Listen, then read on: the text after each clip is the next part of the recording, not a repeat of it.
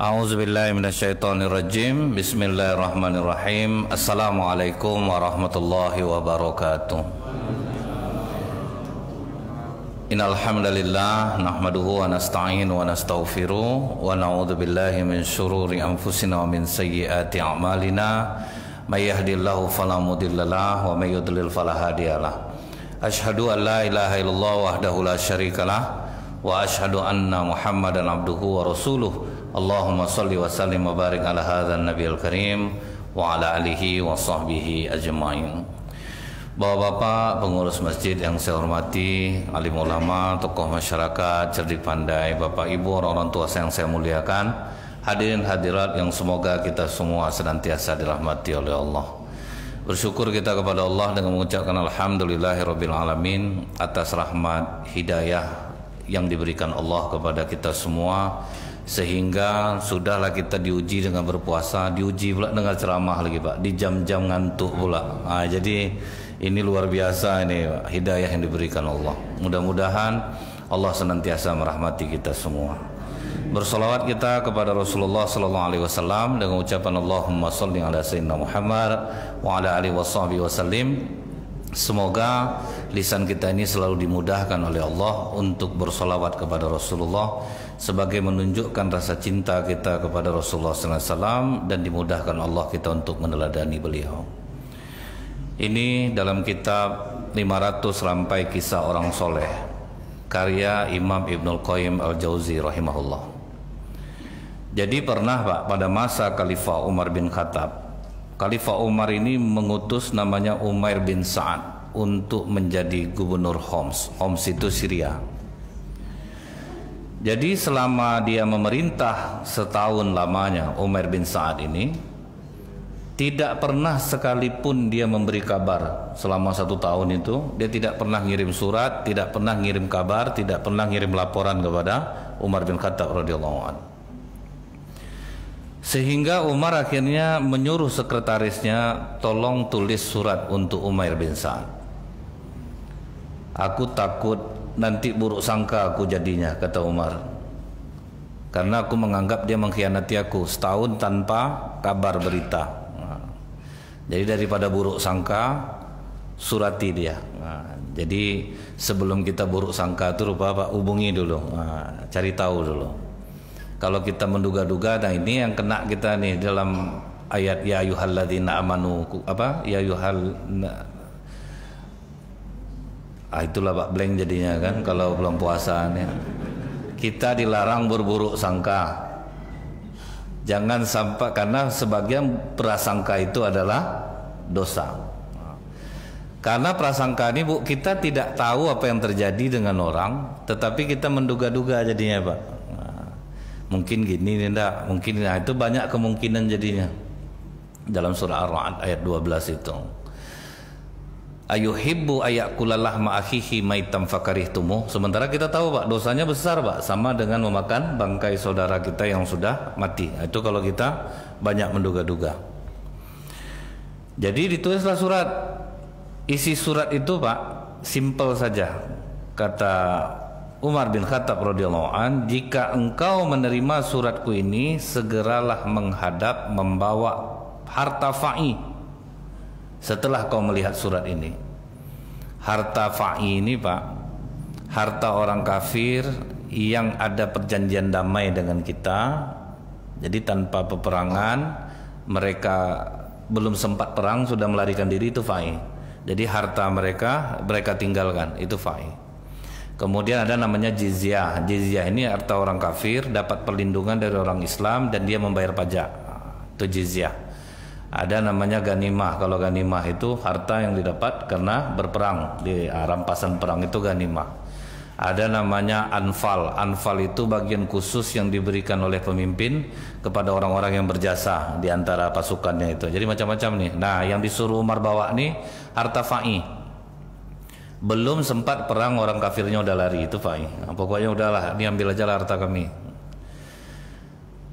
Kemudian setelah Umair menerima surat ini Pak, langsung dia ambil kantong kulitnya, cepat dia memang, begitu dapat surat dari Umar bin Khattab, langsung dia masukkan bekal perjalanannya, tempat makanannya, kemudian dia gandeng di bahunya, digendongnya di bahunya, dibawa tongkat besi untuk jalan kaki dari Homs ke Madinah. Itu jaraknya ribuan kilometer tuh, Pak. Jalan kaki dia. Siapa ini yang jalan kaki, Bu? Gubernur Homs. Jadi miskin, Pak. Zaman dulu takut orang jadi pejabat susah hidupnya. Kalau sekarang syukuran, Pak. Begitu naik langsung syukuran malamnya. Kemudian saat dia sampai di Madinah, Bu, muka udah pucat, rambut kusut, berdebu, wajah lusuh. Kemudian dia ucapkan salam kepada Khalifah Umar bin Khattab. Assalamualaikum warahmatullahi wabarakatuh, Amirul Mukminin. Apa kata Umar kepadanya? Bagaimana kabarmu, Umar? Sebagaimana yang kau lihat, badanku sehat, darahku suci, dan aku telah membawa dunia di bahuku. Maksudnya makanan tuh, tempat makannya, itulah dunia dia. Disangka Umar dia membawa harta, Pak. Apa memang yang kau bawa? Jadi kau bawa apa itu? Ya, yang kau bawa yang kau lihat ini, Khalifah, kantong kulit, tas tempat menaruh bekal perjalananku, terus ada temangkuk besar untuk uduk. Itu yang cuma yang aku bawa. Kemudian tongkat besi aku ini, itulah yang aku bawa di dalam perjalanan ini. Memangnya kau kemari naik apa? Udah berbulan baru sampai kemari. Aku jalan kaki. Masa kau tidak punya kendaraan? Harta fa'i itu kok tidak bisa dimanfaatkan? Dijawab oleh Umar, jangankan bagian untuk kesini lagi harta fa'i itu. Untuk bagian di sana saja sudah habis untuk dibagi-bagi.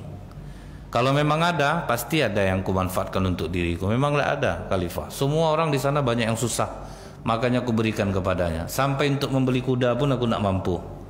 Begitu aku menerima suratmu, saat itu juga aku bersiap-siap dan aku berjalan kaki dari Homs kemari.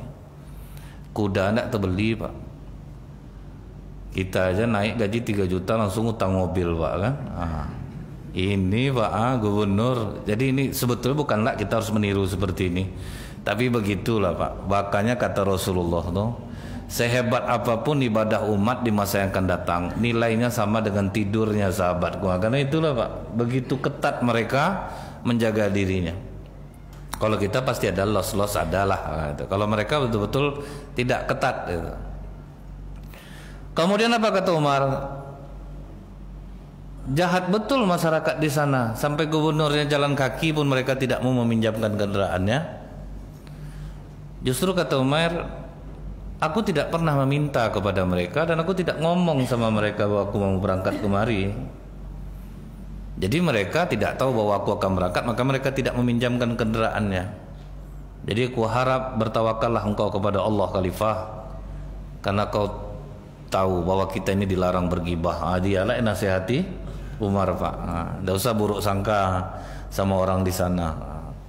Makanya ini termasuk salah satu tokoh yang sangat disegani, Umar bin Khattab, Pak. Zuhud Umar, sadis pula dia lagi, Pak. Sampai dia tidak sanggup membeli kuda untuk bekal perjalanannya. Begitu miskinnya dia selama menjadi gubernur, Pak. Susah hidupnya. Kemudian setelah itu dikatakan oleh Umar bin Khattab, mana laporanmu? Laporan apa maksudmu? Ya, laporan mengenai harta fa'i. Bagaimana aku mau buat laporannya? Pokoknya aku tunjuk orang-orang yang menjadi orang kepercayaan, kalian ambil, kemudian cari orang-orang yang berhak menerimanya, bagikan. Jadi kalau kau datang ke Homs, Khalifah, kau tidak akan mendapatkan orang-orang susah. Jadi semuanya sudah rata dapat pembagian, makanya tidak ada yang bisa aku bawa kemari. Kemudian kata Umar bin Khattab, apa yang bisa menjamin perkataan kau ini benar? Kunjungi saja Homs, kumpulkan orang-orang solehnya, kemudian tanyakan tentang aku kepada mereka. Itulah, Pak, jaminannya cuma itu. Kalau buat lapor-laporan ini payah. Itulah kadang, Pak, ya, ada orang-orang jujur ini tidak perlu dia buat surat laporan itu lagi, karena udah dipercaya ya. Kalau sekarang tidak usah lagi, Pak, buatlah laporan. Tidak ada, kalau soal duit tidak ada, lewat orang semua ya. Kalau pada masa itu memang ya orang kejujurannya di atas rata-rata semua, Pak. Kalau sekarang baik saya, jangan tuh dipercaya gitu. Mau pakai jubah dalam, jenggot panjang, duitnya lewat orang tidak ada, susah. Sekali dua kali jujur Pak, 3 kali 4 kali Pak menari-nari duit tuh Pak. Ini yang susahnya tuh. Payah kalau sekarang mencari orang jujur itu susah. Nah kemudian kata Umar bin Khattab, bagaimana penduduk di sana? Mereka sangat taat beribadah, mereka selalu berjamaah setiap waktu. Mereka bagus dalam hal beragama khalifah. Jadi kau betul-betul datang tidak membawa sesuatu? Tidak, gaji aku pun tidak ada. Aku tidak pernah mengambil gaji aku dari Baitul Mal. Jadi betul-betul untuk masyarakat, dia bagi-bagikan uang tuh. Nah ini memang berat. Kalau sempat ibu dapat suami macam ini, dah lama minta cerai. Tidak ada dapat apa-apa Pak. Jadi di antara sahabat itu dulu Bu, bahkan ada yang rela daripada dia menjabat sesuatu, lebih baik pancung dia. Sampai gitu Pak, sampai takutnya dia. Saking takutnya dia menerima amanah, biarlah bunuh aja lah daripada dia harus menjadi pemimpin. Nah ini beratnya Bu, amanah itu. Nah setelah itu apa kata Umar? Kalau memang susah rasanya di sana kau bertugas, jadi aku ingin menugaskan kau lebih dekatlah dari aku. Jadi supaya tidak susah rasanya, supaya Allah tidak merendahkan dirimu dengan jabatan seperti ini. Maka kata Umar bin Sa'ad, kalau rasanya menjadi murtad itu sesuatu yang zolim, kau kasih aku jabatan, itu jauh daripada, lebih daripada sebuah kemurtadan. Itu betul takutnya dia Pak. Rencana Umar mau ngasih dia jabatan baru biar tidak susah. Murtad itu kan jahat dalam Islam tuh Bu ya, zolim. Tapi katanya lebih zolim rasanya lagi kalau kau ngasih aku jabatan lagi. Udahlah, yang udah nih, nggak usah kasih lagi. Aku ingin hidup tenang bersama keluargaku, izinkan aku pulang. Jadi dia minta pulang aja deh Bu, dia mau pulang aja ke rumah lagi. Nah kemudian Umar agak masih sangsi Pak dengan dia. Betul sejujur ini, betul dia nih. Masih ada rasa ndak enak nih Pak. Akhirnya dipanggil namanya Al-Haris. Kau bawa duit 100 dinar ini. 1 dinar 3.594.000, berarti sekitar 400 jutaan Pak. Kau nyamar pura-pura bertamu ke rumah dia 3 hari. Kau perhatikan dia 3 hari. Ada dia ndak berduit. Tengok rumah dia itu berisi ndak barang-barang. Dia kadang-kadang ada orang Bu, dia main tapi tidak ketara Pak. Di rumah kampung besar Pak. Di kota hidup susah Pak. Bawa Honda ke kantor tiap hari. Rupa rumah mewah di kampung Pak. Dia ada orang tidak kelihatan. Dia main tapi tidak kelihatan tuh ada. Cuman di kampung dia bangun. Itu banyak tuh Pak. Tidak nampak sama orang kekayaan dia tuh. Tahan dia ke kantor tuh naik Honda aja Pak. Biarlah nampak sama orang susah. Kadang heran juga Pak ya, apa nikmatnya hidup macam itu tuh. Duit banyak tidak bisa dinikmati. Nah jadi ternyata seorang pemimpin tuh boleh saja dia Pak berburuk sangka sama bawahannya, tetapi diselidiki. Jadi tidak pula salah cara-cara KPK itu Pak. Ternyata tidak salah. Kalau menurut kita kan seperti membuka aib orang gitu ya Pak ya. Cuman rupanya untuk kedudukan tertentu dibolehkan seperti ini. Nah diutus Umar lah Haris ini Pak. Sampailah Haris ini ke tempat rumah dari Umar bin Sa'ad ini. Nampak dia Umar sedang menenun jubahnya, tegak-tegak di depan rumah tuh. Dipanggil oleh Umar bin Sa'ad. Kenapa duduk saja? Aku bingung mencari tempat. Sudah bermalamlah di rumahku. Justru Umar bin Sa'ad yang menyilahkan dia Pak. Jadi pada masa itu Bu, rasa menolong ini tinggi Pak. Tidak kenal pun sama orang, udahlah nginaplah di rumah dulu. Kalau sekarang jangan buat-buat macam ini Pak ya. Hati-hati Pak. Ini tidak bisa sekarang, tidak bisa seperti ini. Disuruhnya turun-turun, nginaplah di rumah aku. Karena memang memuliakan tamu ini bagian dari sunnah Rasulullah SAW. Dimuliakannya lah tamu Pak. 3 hari makan enak Al-Haris ini di rumah ya Pak. Pokoknya makan enak. Cuman Haris bingung, tidak ada nampak sesuatu yang berlebih di rumah itu. Cuman itulah makanannya enak gitu. Sampai dia menyangka berarti betul juga mungkin kata Umar ini. Dia ini ada menyimpan buktinya makanan enak-enak aja 3 hari ini. Setelah 3 hari, apa kata Umar bin Sa'ad? Wahai saudaraku, Bagaimana kondisi Amirul Mukminin ketika engkau kemari? Dia tahu ini orang dari Madinah nih, tapi dia tidak tahu bahwa ini adalah utusan dari Khalifah Umar bin Khattab. Karena waktu itu kan kalau di TV nampak kita Pak ketua KPK siapa, penyidiknya siapa, nampak. Ini mana tahu Pak kan, wajah orang tidak ada yang kenal. Jadi bagaimana kondisi Khalifah Umar bin Khattab? Oh, dia dalam keadaan baik. Aku salut dengan Khalifah Umar itu, kata Umar bin Sa'ad. Dia telah menghukum anak kandungnya sendiri. Nah, jadi anak kandung Umar ada peminum satu Pak, namanya Abdurrahman. Jadi pernah dicambuk udah oleh Sa'ad bin Abi Waqqas. Jadi artinya apa Pak? Kadang kita pun taat, belum tentu juga anak kita taat. Jadi jangan Bapak Ibu terkecil hati dapat anak jahat. Tapi jangan ini dijadikan pembenaran. Nah, janganlah jadikan pembenaran. Sehingga anak Nabi, anak sahabatnya jahat, wajarlah anak kita jahat. Biarkan aja lah dia itu. Itu yang tidak boleh. Tapi tetap dia dinasihati Pak. Jadi anak Umar waktu dia di Mesir, waktu gubernurnya Sa'ad bin Abi Waqqas, minum Pak, mabuk. Ketahuan, Sa'ad bin Abi Waqqas dijatuhkannya hukumannya Pak. Cuma karena dia anak presiden, secara diam-diam dihukum. Dicambuklah dia 80 kali dengan pelepah kurma. Itu hukuman orang yang mabuk. Saya setuju nih Pak, kalau hukuman ini ada zaman sekarang nih Bu, nak betul pelepah kurma runcing tuh Pak. Jerah tuh, yakin saya Bu, jerah. Sudah dipukul lepaskan. Tapi ada sahabat Rasulullah Pak yang tidak bisa menghentikan minum, ada, tidak bisa, tidak mabuk.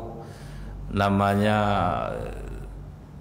Abu Mihjan al-Saqafi. Nah, jadi dia senang Pak. Dari zaman Rasulullah Bu, asal mabuk jujur Pak. Kau mabuk? Iya, cambuk Pak. Kau ngapa tidak jerah-jerah kau minum nih? Yang penting kan aku dihukum, aku jalani habis dosa aku. Itu terus Pak. Pokoknya dia mau dicambuk lah, tapi aku meninggalkan minum ini tidak bisa ya Rasulullah. Tapi kalau perang depan terus.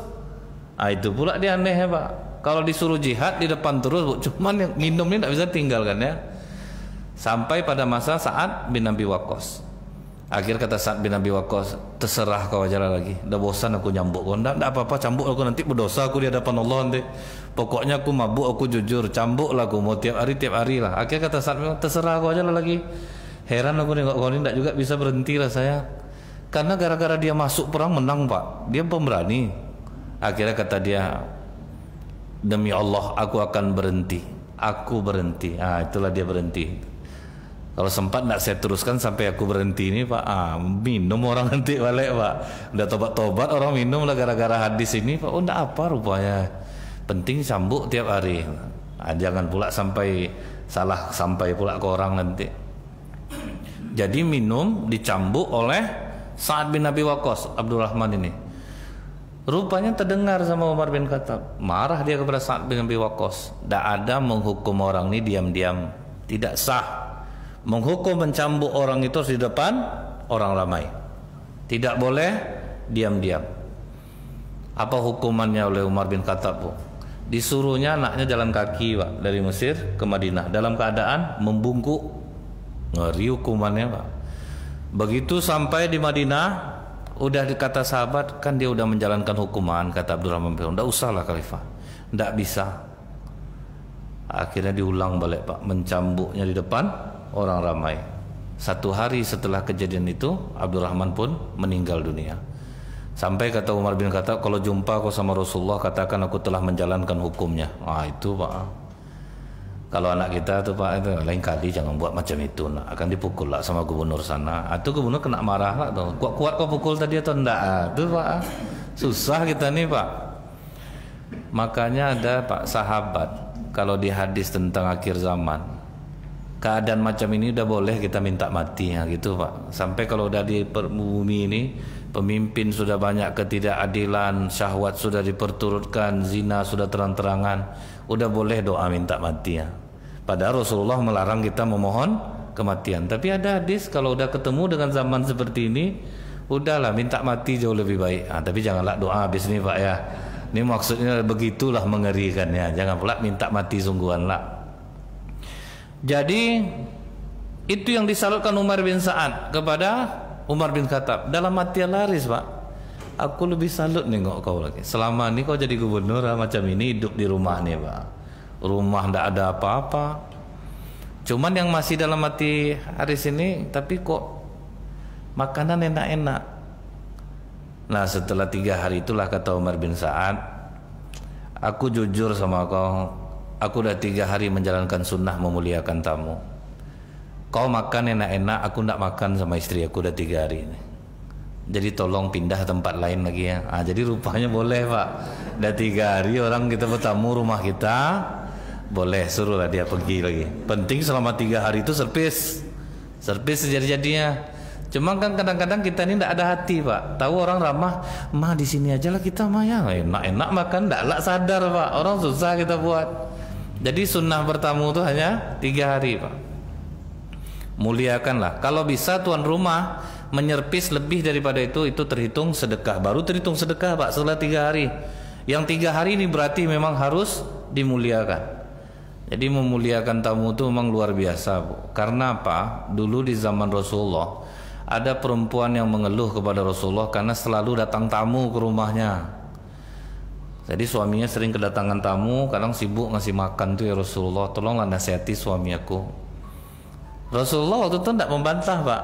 Rasulullah pergi ke rumah dia, makan sama suaminya. Kata Rasulullah kepada suaminya, nanti pas aku pulang suruh istrimu tegak di depan pintu. Baik ya Rasulullah. Begitu Rasulullah pulang Pak, istrinya melihat depan pintu. Apa yang dilihat oleh istrinya gambarannya Bu? Banyak binatang-binatang berbisa keluar dari dalam rumahnya. Artinya apa maksudnya Bu? Tamu datang ke rumah itu membawa rahmat. Begitu dia pulang, segala musibah bala bencana yang ada di rumah itu ditariknya keluar. Itulah maka kita disunahkan memuliakan tamu. Tapi jangan setiap jam makan siang datang Pak. Jangan ini nanti gara-gara di sini Pak ya. Dengar tuh ceramah Ustaz Nazril dari itu, pokok muliakan tamu tapi janganlah setiap jam makan gitu. Jadi ini yang harus disadari. Nah akhirnya disuruh oleh Umar bin Sa'ad, sudah tolong pindah cari tempat lain. Maka setelah pasti oleh Haris bahwa tidak ada di rumah itu apa-apa, maka akhirnya Al Haris mengatakan, sebetulnya aku utusan Khalifah Umar bin Khattab. Dan maaf memang datang kemari untuk menyelidiki dirimu. Sebagai pemimpin dia takut juga. Daripada buruk sangka lebih baik dia mencari tahu tentang dirimu. Jadi setelah aku di sini 3 hari, aku lihat memang tidak ada apa-apa dan kau memang layak untuk dipercaya. Ini ada titipan dari Khalifah Umar bin Khattab sejumlah 100 dinar. Ambillah untukmu. Langsung dia panggil istrinya, kemarilah, kemarilah, bentangkan kainmu. Dimasukkan 100 dinar ke sana. Mohon kau tunggu di sini sebentar. Aku akan membagi-bagikan uang ini kepada anak-anak para syuhada. Dibagi-baginya Pak, duit tuh. Udah habis, tidak ada dapat untuk dia lagi. Apa kata Laris? Padahal aku berharap dapat aja, aku agak sikit jadilah. Rupanya tidak ada dapat Pak. Jadi adalah harapannya sebetulnya Pak dapat, ternyata memang tidak dapat. Habis semua dia bagi. Jadi inilah jiwa para sahabat Rasulullah itu Pak. Memang tidak ada tertarik mereka dengan dunia ini. Sudah talak 3 deh sama dunia ini. Nah, itu yang membuat kita sadar bahwa ternyata amal ibadah kita ini belum apa-apa, masih jauh. Itu yang membuat kita semakin tawaduk Bu, kepada Allah. Maka akhirnya Al Haris datang menghadap Umar. Kata Umar bin Khattab, bagaimana kau lihat kondisi dari Umar bin Sa'ad? Memprihatinkan Khalifah. Jadi kau kasih 100 dinar tuh. Jadi aku kasih, tapi langsunglah dibaginya kepada anak-anak para syuhada. Tidak ada sedikit pun untuk dia. Aku pun menunggu. Tidak ada dapat. Tidak dapat sedikit pun, tidak dapat. Semua habis dibaginya. Kalau gitu tolong dia suruh kemari. Jauh pula balik jalan Pak. Pergi ke rumah dia. Kata Khalifah Umar ingin bertemu. Nah datang dia ke Khalifah Umar bin Khattab Pak. Apa kata Umar? Ini ada jatah makanan untukmu. Nanti tolonglah dibawa ini sebagai gandum untuk kebutuhan hidup kamu aja. Katanya, maaf Khalifah, di rumah makanan masih ada, masih cukup. Nggak mau Pak. Jadi kadang kita memang ada marah kadang orang dikasih nggak mau tuh Pak. Cuman ada orang yang punya jiwa memang kayak gitu Pak. Nggak mau dia dikasih. Kalau saya ini masih kencang nih Pak. Susah kita nih Pak. Kita Pak cobalah, ndak dapat aja zakat datang ke masjid nyerang pengurus Pak. Semenjak bapak jadi pengurus tak pernah saya dapat zakat. Padahal kita pilih orangnya Pak. Yang datang kalung tak tanggung lah besar ya Bu. Gelang besar kadang. Hidup cukup. Jadi memang tak mau dia tidak mau menerima. Dan itu tidak dibuat-buat. Dia tidak bisa dibuat-buat Pak. Memang ada jiwanya masing-masing. Dulu ingat saya ada pengusaha di Pekanbaru ini hampir ditamparnya orang miskin lagi Pak. Apa masalahnya Pak Haji? Saya pas mau sholat asar Ustadz, dia kan jual kacang di depan masjid. Dihadangnya saya, Pak Haji, saya mau beli Honda bekas, bisa Pak Haji bantu saya dulu? Karena saya melihat dia memang perlu, saya bilang ya udah nanti datang ke toko saya. Datang dia ke toko saya habis zuhur tuh Ustadz. Jadi saya bilang, supaya kamu tidak terbeban hutang, saya kedepankan aja zakat mal saya. Ambillah 4 juta nih. Langsung dia bilang, maaf Pak Haji, saya tidak nerima zakat. Wah tuh Pak, kenapa enggak kau tidak nerima zakat? Karena Rasulullah tidak ada nerima zakat Pak Haji. Itu Rasulullah, kau kan tidak Rasul. Rasulullah sama keturun-keturunannya tidak boleh nerima zakat. Tidak, pokoknya saya tidak mau terima zakat Pak Haji. Kalau gitu ginilah, aku kasih, susahlah orang jadinya Pak. Aku kasihlah cuma-cuma, tidak zakat nih. Aku kasih aja kau duit 4 juta ambil lah. Saya masih sehat Pak Haji, tidak berhak saya untuk diberi. Dia rasa mau saya tampar Ustaz. Jadi Allah benci sama orang kaya sombong, tapi Allah paling benci dengan orang miskin tapi sombong Pak. Ini orang miskin yang sombongnya nih Bu. Entah kurang ilmu entah apa. Jadi apa mau kau sekarang kata Pak Haji? Dizakati kau tidak mau, dikasih kau tidak mau. Apa kau mau minjam? Kalau minjam kau beban, kau bayar, tidak kau bayar berdosa kau.